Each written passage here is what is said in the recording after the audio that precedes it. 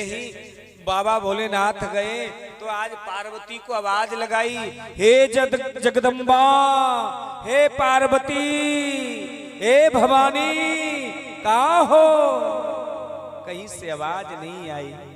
जब आवाज नहीं आई मेरी माँ, तो क्या हुआ? सुंदर भाव प्रकट कर दिया। गोप भवन में चली गई।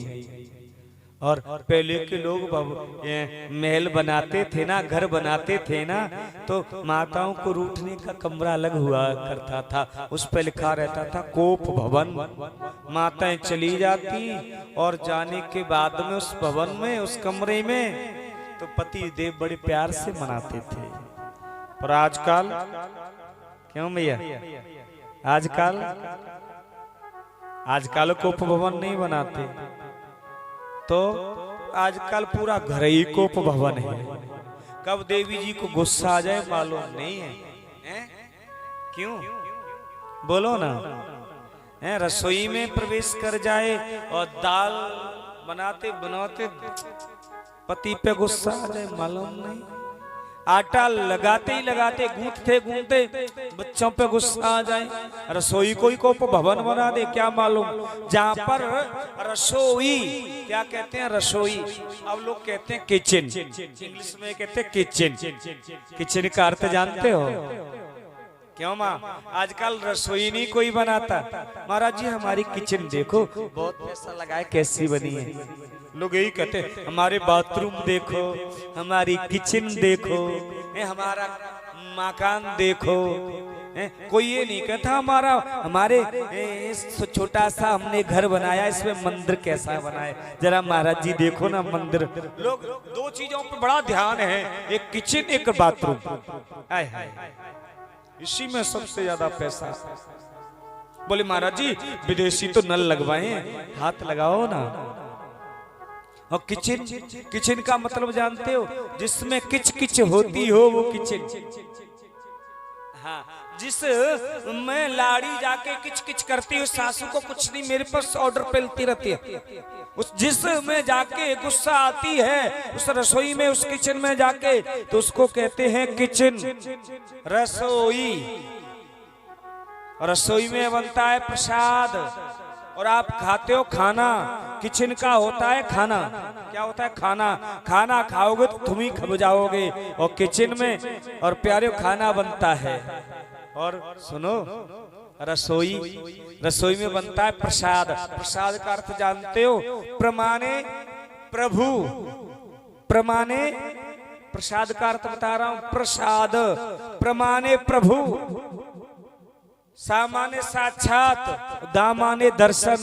जो साक्षात भोजन में दर्शन देते हो वही तो प्रसाद है। हाँ, उसी प्रसाद को पाओगे तो तुम्हारे हृदय में साक्षात दर्शन मेरा गोविंद देगा ना। प्रेम से बोलो ना, जोर से कह दो ना। इसलिए किचन में किच किच मत किया करो।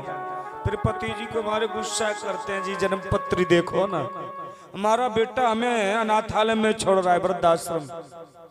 तुमने प्यार ही नहीं किया। अपनी किचन में हमेशा भजन गुनगुनाओ, कीर्तन गुनगुनाओ, ठाकुर के लिए प्रसाद बनाओ, भोग लगा दो, प्रसाद बन जाएगा। उसको आप पाओ तो आनंद आ जाएगा जीवन में। पार्वती को मनाया तो मनाने लगे तो पार्वती शरीर से हाथ लगाए, हल दूर दूर क्रोध करने लगी। लाल लाल आंखें, केस विकीर्ण हो रहे हैं, पुराने कपड़े पहन रखे हैं। डोंट टच मी, मेरी बॉडी से टच मत हो जाना। बोले बिल्कुल टच नहीं होना मेरी बॉडी से। बोले क्यों? बोले डोंट टच मी। ओहो, बोले क्या बात हो गई देवी, बताओ तो सही। बोले बात तो बहुत बड़ी है, तो ऊपर से भी काले और अंदर से भी काले। देवी जी हम अंदर से काले तो नहीं है, ऊपर से भले ही काले हैं। बोले अंदर से काले तो वो होते हैं जो कपटी होते हैं। हम तो आपको सब कुछ बता देते हैं, हम किससे कपटी हैं? बोले आपके गले में जो मुंडों की माला, उसमें सिर किसके लेंगे, कभी बताया? बोले तुमसे कितना प्रेम करता हूँ, ये मुंड की माला ही बताएगी। बाबा भोलेनाथ कहते हैं।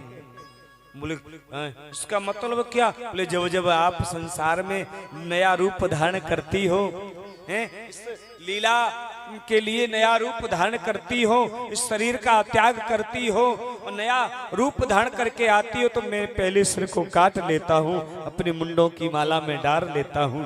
देवी जी ये आपके ही मुंड की माला है। पार्वती जी क्रोध करने लगी और तुम कपटी नहीं, तुम तो महाकपटी हो। बोले हमें बार बार मरना पड़ता है और आप एक भी बार नहीं मरे। कौन सी औषधि पी है तुमने? कौन सा च्यवन प्रकाश खाया? बोलो बोलो, कौन सा कौन सी वट्टी खाई? कौन सा प्रेम रस पिया? मुझे भी पिला देते। बाबा भोलेनाथ की आंखों में सुधारा बह गई और कहा मैंने अमर कथा को पान किया है, मैंने भागवत रस का पान किया है, इसलिए मैं मरता नहीं हूँ, तो मुझे भी पिला दो ना देवी, श्रृंगार कर लो ना। और आज तैयार हो गई। जब तक भागवत के लिए प्रेम ना उमड़े, जब तक भगवान से मिलने का मन ना बने, तब तक भागवत का वो अधिकारी नहीं है। आज पार्वती जी के मन में भाव उमड़ा और भगवान से मिलने की प्रणा हो गई, तो पार्वती का हाथ बाबा भोलेनाथ ने पकड़ लिया और सिर पे गंगा। भाव नहीं था तो गंगा का त्याग कर दिया। अमरनाथ की यात्रा करोगे तो वहां पंचतरणी गंगा है, 5 धाराओं में बह रही है, वहां गंगा जी का त्याग कर दिया। और उससे आगे जाओगे तो नंदी पर बैठ के जा रहे थे, नंदी को कभी त्याग नहीं किया बाबा भोलेनाथ ने, उसको कथा सुनने का भाव नहीं आया तो नंदी का भी त्याग कर दिया, उसका ही एक बैलगाम बन गया। आज भी है। सुनिए ए मेरी माँ, आगे गए तो बाबा भोलेनाथ के गले में सर्प काला कभी नहीं छोड़ा, और इसके भी भाव भागवत सुनने का नहीं था तो इसका भी त्याग कर दिया, तो शेष बांध बन गया। वहीं पंचतरणी गंगा पे शेष बांध है। प्रेम से बोलो ना।